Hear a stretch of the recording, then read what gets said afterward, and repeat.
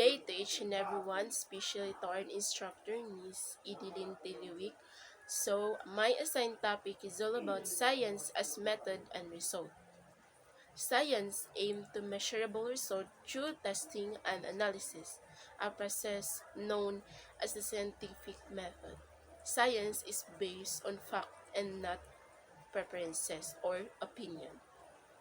The process of science is designed to challenge science reputation stem from the objectivity brought upon the arbitrary rigid methodology whose very character absolve it from any accusation of prejudice. Such infamy effectively raised science in pedestal untouchable by other institutions. Its sole claim to reason of empiricism and garnering supporters who want to depend it and its way. So we have 6 tips on general idea on how to do science. So first, observe and determine if there are unexplained occurrence unfolding. So you need to be wise on observing and determining upon experimenting. Second is determine the problem and identify factors involved. As observer, you should explore about what is the problem to identify the things or the factors that involve. Third is formulate hypothesis and reject the null hypothesis. So, through the past knowledge to similar instant, formulate hypothesis that could explain the said phenomenon. Ideally, the goal is to reject the null hypothesis and accept the alternative hypothesis for the study to count as significant. It can also to be separated into additional steps such as to generate prediction on to infer past experiment.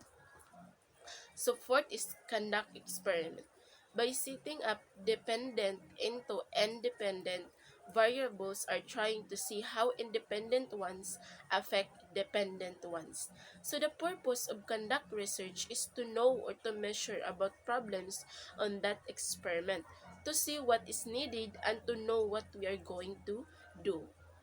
So fifth, gather and analyze. So the result throughout and upon culmination of the experiment, examine the idea gathered as significant enough to conclude the result. And of course, to examine the all things, the most important thing is to analyze first, examining the idea that we gathered and to know what is the effect.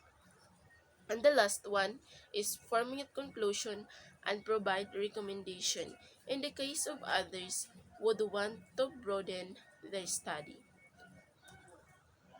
At least in the student formative years, the above routine is basic methodology when introducing them to experimentation and empiricism, two distinct features that give science aids over the school of thought.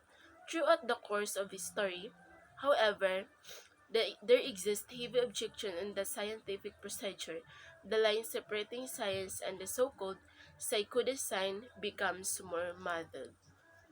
And that's the end of my presentation. Thank you for listening.